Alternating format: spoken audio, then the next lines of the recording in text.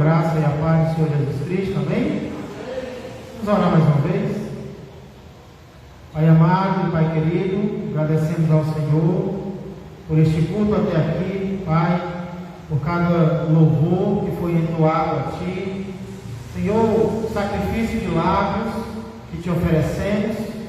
Obrigado por tudo que foi feito, Pai, por ter nos trazido até aqui, por ter nos protegido, nos guiado.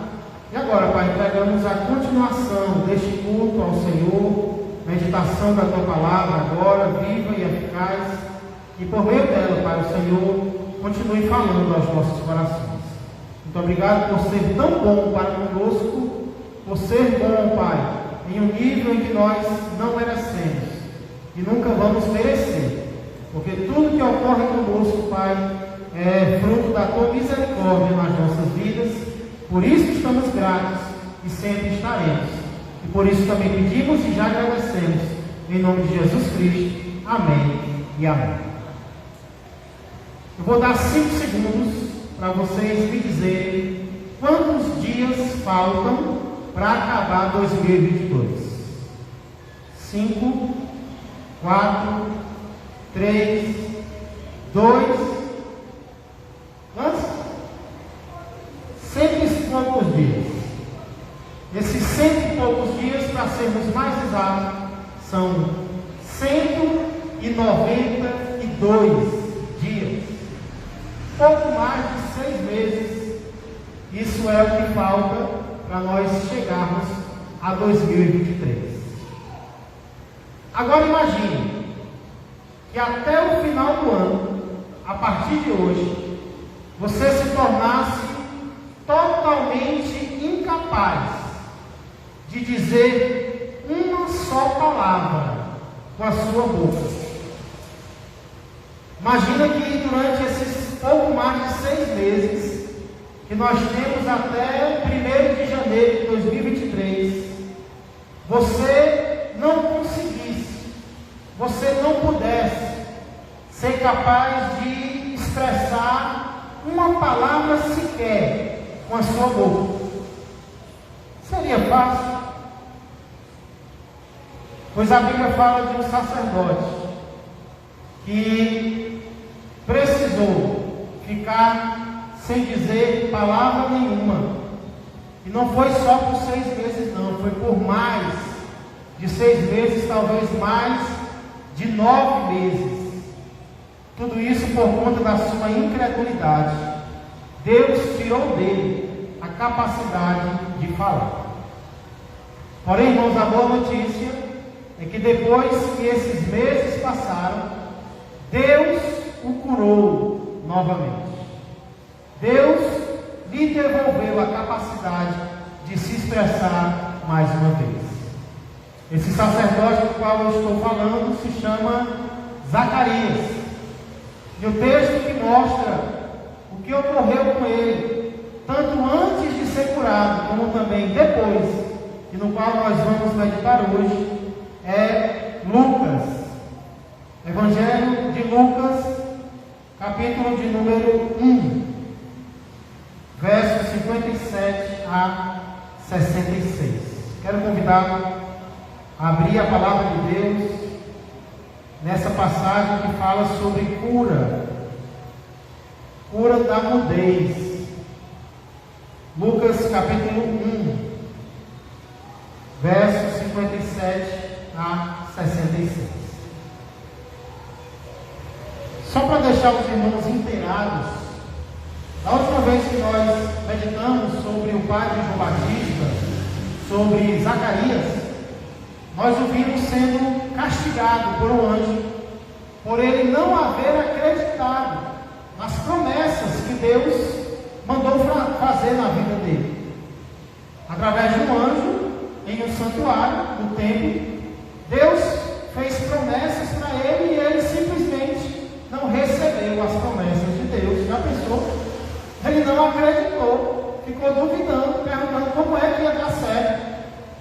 A mulher dele deu filho, se ele era velho, ela também, além de ser estéril.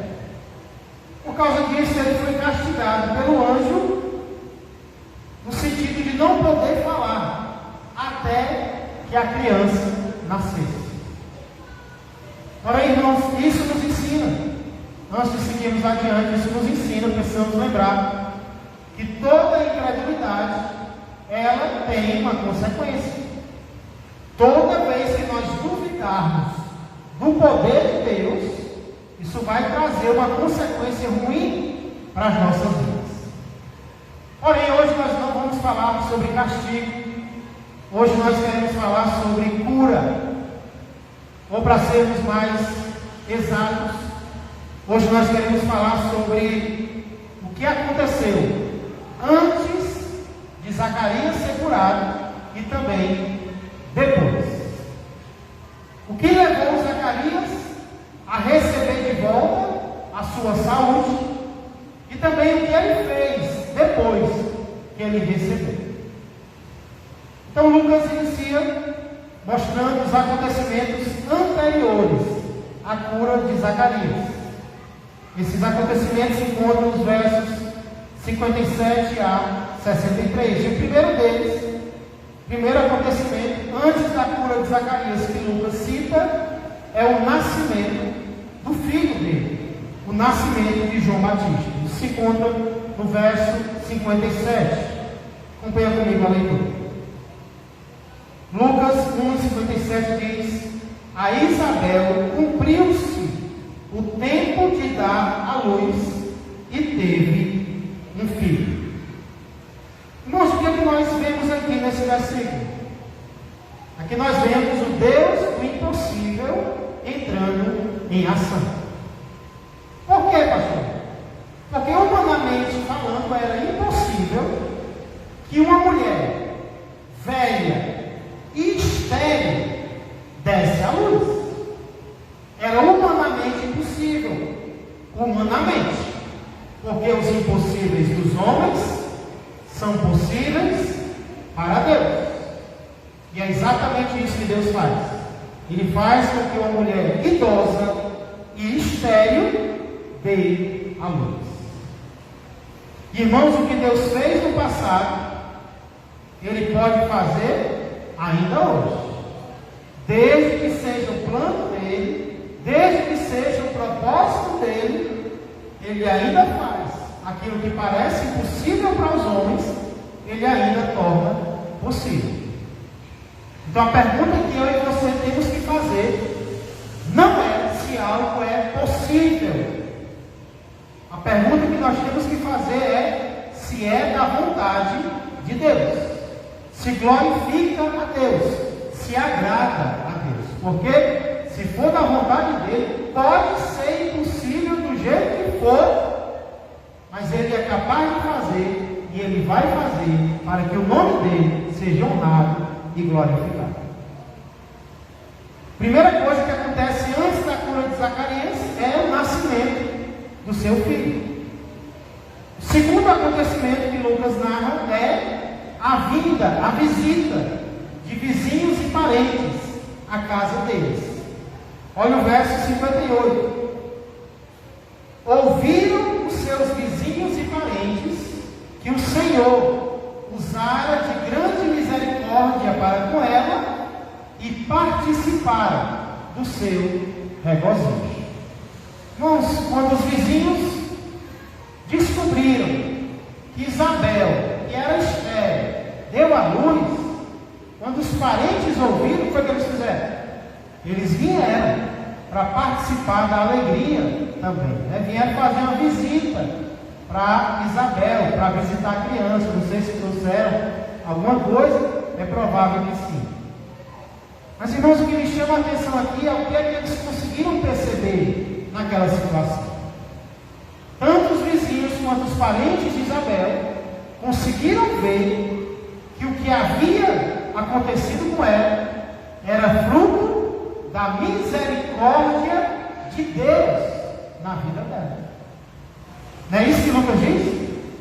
Ouviram seus vizinhos e parentes que o Senhor usara de grande misericórdia para com ela e participaram do seu regozijo. Irmãos, assim também nós temos que olhar para o que acontece de bom, tanto na nossa vida como também na vida dos outros.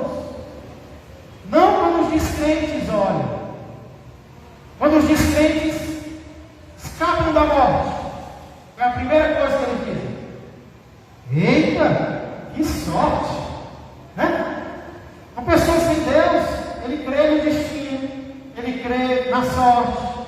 Mas uma pessoa com Deus, não. Uma pessoa com Deus sabe que nunca foi sorte, sempre foi Deus, né? E é assim que nós temos que olhar, irmãos, para as coisas boas que ocorrem conosco. Não é coincidência, não é sorte, é a misericórdia de Deus na minha vida. O que ocorreu na vida do meu parente, ele pode até não saber, mas foi a graça de Deus na vida dele, foi a misericórdia de Deus na vida dele. E é assim que nós temos que olhar para as coisas boas que acontecem, tanto na nossa vida, como também na vida daqueles a quem nós amamos. Então Lucas está mostrando o que aconteceu antes de Zacarias ser curado. Nós já vimos que primeiro, o filho dele nasceu. Segundo, os vizinhos e os parentes vieram visitar a família, sabendo que era Deus que estava fazendo aquilo. E em terceiro lugar, terceiro acontecimento que ocorreu antes da cura de Zacarias, foi a discussão sobre o nome que o menino deveria receber e a resposta que tanto a mãe quanto o pai deram sobre essa discussão. Normalmente o nome de criança gera discussão mesmo, né? Todo mundo dá um palpite, todo mundo dá um pitaco, e é exatamente isso que acontece aqui. Uma discussão por causa do nome dele. E Lucas começa dizendo o que foi que a mãe do menino falou. Versos 59 a 61. Acompanha comigo. Sucedeu, verso 59. Sucedeu que no 8º dia foram circuncidar o menino e queriam dar-lhe o nome de seu pai, Zacarias. De modo nenhum, respondeu sua mãe.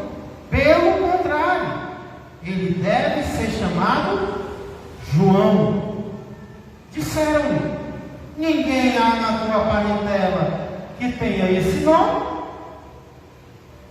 Irmãos, a circuncisão era uma pequena cirurgia que era feita no menino ao 8º dia de nascido. E eu não sei porque, eu não sei explicar, mas a família, os amigos, os vizinhos esperaram até o 8º dia, o dia da circuncisão, para colocar o nome do menino. E qual era o desejo deles? Qual era a sugestão deles? Olha, vamos colocar o nome do pai. Para que nome melhor para botar nesse menino do que Zacarias, o sacerdote? Alguém que ofereceu incenso no templo. Zacarias é o nosso orgulho, o orgulho da família. Vamos colocar o nome do filho também de Zacarias. Irmãos, naquela época isso era muito comum. Colocar o nome de uma criança, o mesmo nome do pai ou do avô. E não tinha nada de errado com isso. Só que a mãe diz: de jeito maneira. Zacarias não. Na verdade o nome dele vai ser João. Irmãos, provavelmente Isabel, a mãe, tinha lido do próprio marido que tinha acontecido no santuário, porque Zacarias não podia falar, mas ele podia escrever. Então talvez Zacarias escreveu para ela o que tinha acontecido. Um anjo apareceu para mim, imagina um texto longo, né? Um anjo apareceu para mim e ele disse que você ia gerar um filho, e aí disse que o menino ia ser grande, ele não ia isso, não ia aquilo, ia isso, e o nome dele tinha que ser João. E aí eu nem acreditei nele, e agora eu estou tendo que escrever. Então provavelmente Isabel, lendo o que o marido escreveu, disse: não, o nome dele tem que ser João. Provavelmente porque ela sabia que o anjo tinha ordenado. Só, irmãos, que tinha um problema.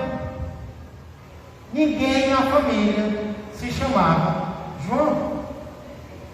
Então, eles descartam a opinião feminina, né? Naquela época não valia muita coisa, e eles decidem tentar fazer com que Zacarias diga qual o para o seu próprio filho.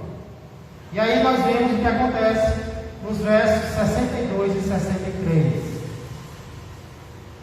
E perguntaram por acenos ao pai do menino, que nome queria que ele desse. Então, pedindo ele uma tabuinha, escreveu: João é o seu nome. E todos se admiraram. Irmãos, se Zacarias tinha ficado só mudo, por que os vizinhos, os parentes dele, fazem acenos para ele? Se ele estava só mudo, né? Se a Bíblia diz que ele estava só mudo, por que eles... Ou eles eram débeis mentais, ou então, além de mudo, Zacarias também tinha ficado surdo, né? Normalmente, mudez e surdez estão relacionadas na Bíblia. Eu não sei responder essa pergunta, né? Imagina eles acenando. Zacarias pensando: eu estou ouvindo, não estou falando. Mas se ele estava só mudo, ou se ele estava surdo e mudo, o que eu sei é que ele pegou uma tabuinha e escreveu: o nome dele é João. E todo mundo ficou admirado. Todo mundo ficou admirado, inclusive, irmãos. Inclusive eu também fiquei admirado com o que Zacarias fez. Por quê, pastor? Eu explico para vocês. Alguma vez você já viu alguém que antes de receber uma bênção agia de uma forma, e depois que recebeu a bênção passou a agir de outra forma? Você já viu isso acontecer? Eu já. Por exemplo, com um emprego. Alguém antes de receber um emprego agia de uma forma. Aí quando recebe a bênção, passa a agir diferente. Também vi isso acontecer com cura. Enquanto alguém está doente, está ali aos pés do Senhor, buscando a presença do Senhor, se humilhando, orando, aí recebe a cura, esquece de Deus. Você já viu isso acontecer? Eu já. Está solteiro, doido por uma companhia, sofrendo no dia dos namorados, sem ter ninguém, e aí recebe a bênção. Depois que tem, muda. E até com filhos. Até com filhos nós podemos ver que algumas pessoas mudam. Como assim, pastor? Antes do filho nascer, é promessa, vai ser profeta, vai ser servo de Deus, vai servir na casa do Senhor, vou criar nos caminhos do Senhor. Aí a criança nasce e a pessoa muda totalmente. Todo mundo manda na criança, menos Deus. Não era de Deus o menino, né? A criança não era do Senhor. Se o Senhor me der, esse menino vai ser teu servo. Aí o menino nasce. Os avós mandam um menino, os amigos, os parentes, os professores da creche, os professores do colégio, a televisão manda no menino, menos Deus, que tem um menino.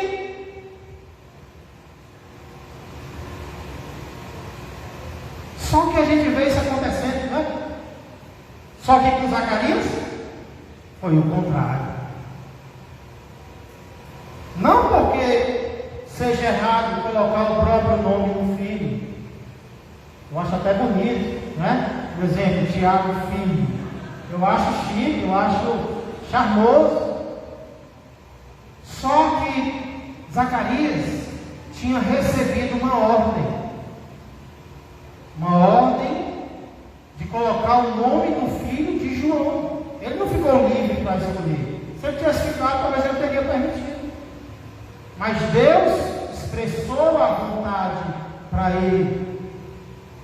E E aí, quando o filho nasce, a bênção já chegou, não já? Agora Zacarias vai ter que tomar uma decisão. Ou quem manda nesse menino sou eu, ou quem manda nele é Deus. E a decisão que Zacarias toma é: não sou eu que mando nele, quem manda nele é o Senhor.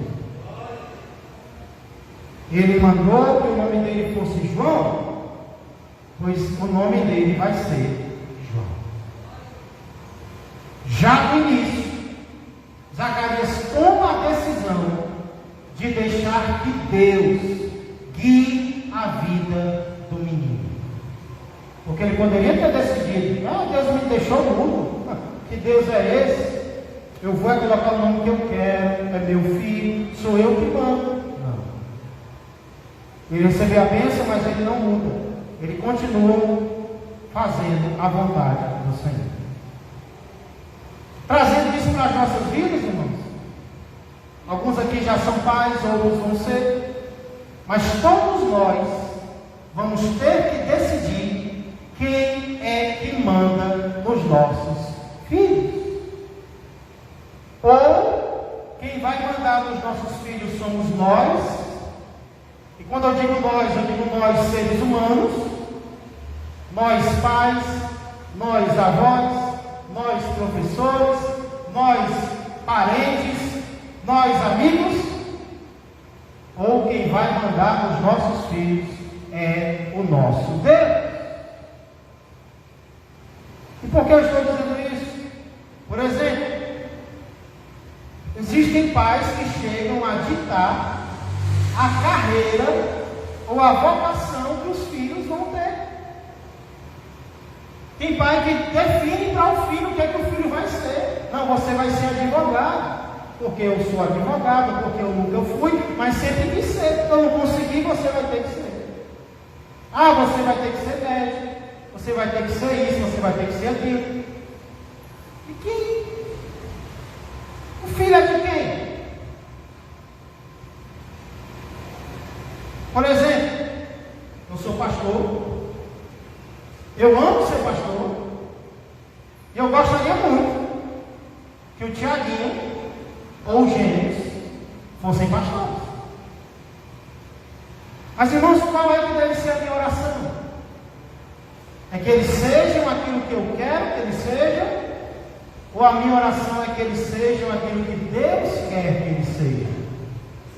Porque o meu plano para eles é um, mas o plano de Deus para eles pode ser outro.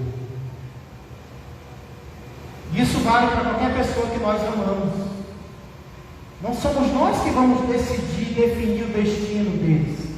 Nós temos que orar para que eles façam a vontade do Senhor na vida deles.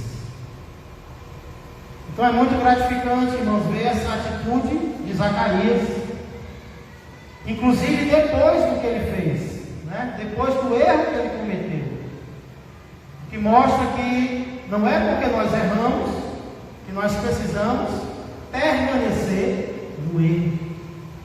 Zacarias errou, e ele duvidou do que o anjo disse para ele, mas aqui o que ele faz? Ele se recupera do erro. Não é bom servir a um Deus assim? Nós erramos ontem. O que Deus faz hoje? Nos dá uma nova chance.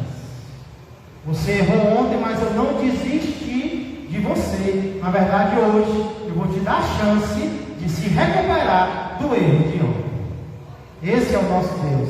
É o Deus das segundas chances, das terceiras, das quartas, das quintas, quantas vezes der. Claro que vai trazer consequências do erro, mas Deus vai nos dar novas chances. Isso, portanto, foi o que aconteceu antes de Zacarias ser curado. O filho nasceu, vizinhos e parentes vieram, tentaram definir o nome da criança. A mãe disse não. O pai escreveu, é João. Aí o que acontece depois disso? Os acontecimentos posteriores à cura de Zacarias. irmãos, podem ser resumidos em duas palavras, somente duas. Primeira, louvor. Olha os verso 64. Imediatamente a boca se lhe abriu, e desimpedida a língua falava, louvando a Deus. Mais de 9 meses depois, Zacarias toma a decisão certa. Ele obedece à palavra de Deus por meio de um anjo. Irmãos, qual é a primeira coisa que acontece quando Zacarias obedece? Primeira coisa que acontece é um milagre. Às vezes o que falta para um milagre acontecer é só obedecer. Zacarias obedece. O nome do menino é João. Como o anjo mandou, enviado por Deus, primeira coisa que acontece, um milagre. E quando o milagre acontece, foi a primeira coisa que Zacarias faz. Ele abre a boca e louva ao Senhor. A mesma coisa que nós temos feito, né, irmãos? Sempre que Deus faz algo maravilhoso na nossa vida, a primeira coisa que a gente faz, o que é? É louvar. É? Pelo menos deveria ser. Porque é o que Deus merece que seja. Que nós não fiquemos calados, que nós não escondamos para nós mesmos, mas que abramos a boca e louvemos ao Senhor por aquilo que Ele fez na nossa vida. Então, a primeira coisa que aconteceu depois do milagre foi o louvor. A segunda foi o temor. Versos 55 e 66, os dois versos finais dizem: 65. Sucedeu que todos os seus vizinhos, aqueles que deram pitaco, ficaram possuídos de temor, e por toda a região montanhosa da Judeia foram divulgadas estas coisas. Todos os que a ouviram guardavam-nas no coração, dizendo: que virá a ser, pois, este menino? E a mão do Senhor estava com ele. Irmãos, a grande questão não é o que o menino ia ser. A grande questão era o caminho de quem ele ia preparar. Esse menino especial, milagre de Deus, ia ser usado para preparar o caminho do Salvador. Ele ia preparar as pessoas para o Salvador que viria. E esse é o nosso grande privilégio. Não é o que nós vamos ser aos olhos das pessoas, é o serviço que nós vamos prestar ao nosso Deus. É a preparação para Ele nos corações das pessoas. Aqui nós encerramos a nossa série sobre o Santo João Batista. Eu quero concluir reforçando algumas lições que nós podemos aprender aqui nesse texto. A primeira delas é que podemos confiar na palavra de Deus. Mesmo quando essa palavra promete coisas estranhas, mesmo quando essa palavra fala coisas aparentemente absurdas, podemos e devemos confiar nesta palavra. É melhor confiar na palavra de Deus do que em si mesmo. É melhor confiar na palavra de Deus do que na razão. É melhor confiar na palavra de Deus do que nas palavras de homens. Porque somente a palavra do Senhor é totalmente fiel. Nós vemos isso na gravidez de Isabel. Quando o anjo disse que ela daria a luz, o próprio Zacarias não acreditou. Mas aconteceu ou não aconteceu o que Deus prometeu? Sempre vai acontecer o que Deus promete. Se nós queremos saber o que vai acontecer ainda, Não é na palavra de homens que nós devemos confiar, é na palavra de Deus. Então essa é uma lição importante para as nossas vidas. Podemos confiar na palavra do Senhor. Segunda lição que nós aprendemos aqui é que os nossos filhos pertencem a Deus, antes mesmo de pertencerem a nós ou a qualquer outra pessoa. E nós vemos isso no fato de Zacarias não ter colocado no filho o nome que ele queria, nem que os outros queriam, e sim o nome que Deus ordenou que fosse colocado. Não estou dizendo que Deus vai aparecer para nós dizendo o nome que Ele quer que a gente coloque nos nossos filhos. Não estou dizendo isso. Mas Deus vai dar direções. Deus vai dizer o que pode, o que não pode ser feito, o que deve, o que não deve ser feito. E aí nós vamos ter que decidir se quem vai criar os nossos filhos somos nós, do nosso jeito, ou se nós vamos criar os nossos filhos do jeito que o dono dos nossos filhos quer que nós criemos. Porque às vezes nós nos apossamos, né? Antes da bênção é dele, a ajuda é dele. Aí quando a bênção chega, a gente abraça e diz: é meu, é do jeito que eu quero. E aí as consequências vão vir. Os nossos filhos pertencem a Deus antes de pertencerem a nós ou a qualquer outra pessoa.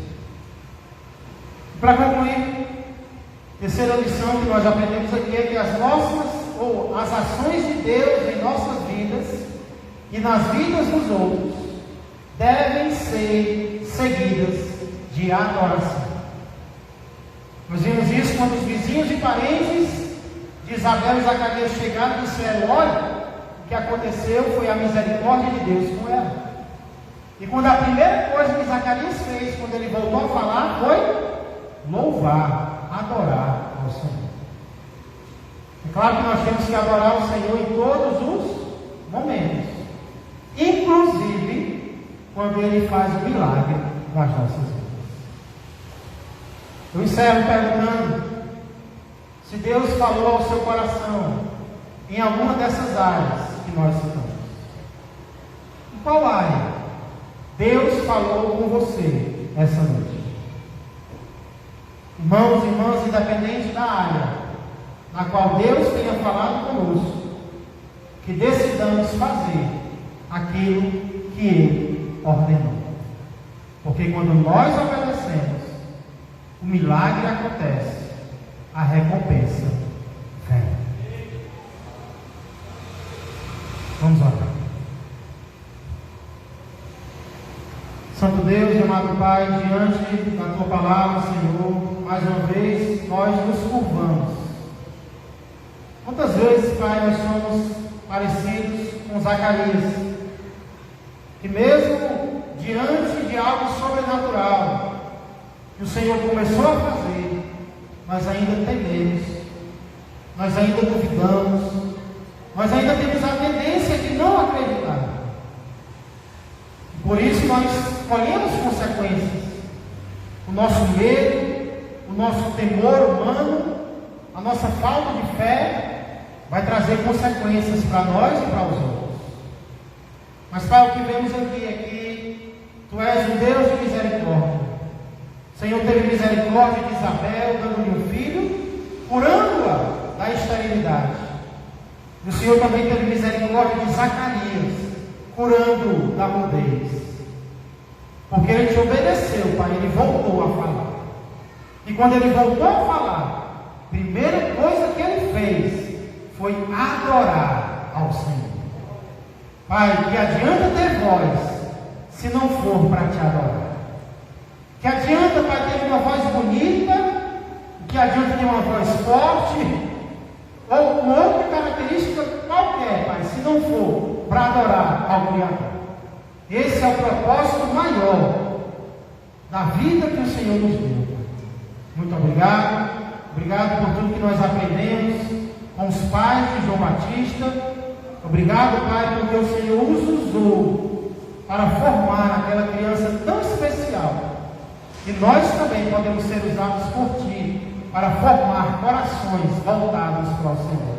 Nos usa, Pai, para a Tua honra e para a Tua glória, pois é no nome de Jesus, o caminho de quem João preparou, que nós pedimos e agradecemos. Amém, amém e amém. Glória a Deus. Vamos ficar de pé, irmãos. Vamos orar ao Senhor, encerrando este culto. Lembrando aos irmãos que neste sábado nós teremos um sábado especial, que vai ser o sábado de casais. Ele vai acontecer em um buffet Trajano, que fica ali no Boa Esperança. O nosso culto vai iniciar às 10 horas. Por volta de meio-dia nós teremos um almoço. E aí o restante da tarde vai ser tempo livre na piscina. Qualquer informação, se procura a irmã Suiana, tá bom? Os casais estão convidados, mas também as irmãs, cujo marido ainda não se converteu, também estão convidadas a ir lá pela fé, a ir na frente, para que o seu marido vá depois, né? Quem sabe ainda esse ano, seu marido te acompanha, amém? E domingo pela manhã nós teremos a nossa escola bíblica dominical, tem sido uma bênção. Às 8h30 é o café, às 9 horas é o nosso tempo de adoração e estudo. E à noite nós teremos nosso culto de louvor e adoração ao Senhor. Eu encerro esse culto lembrando os irmãos de estarmos sempre orando uns pelos outros, especialmente para aqueles que estão enfermos, os familiares também, e não deixemos de orar, de interceder pelas vidas uns dos outros, porque quando nós oramos pelo irmão, Deus também abençoa a nossa vida. Eu desejo que a graça do Senhor Jesus, que o amor do Pai e que a comunhão do Espírito Santo permaneçam e cresçam mais e mais na vida e na família de todos vós. Que Deus abençoe a todos de uma volta protegida para os nossos lares. Amém.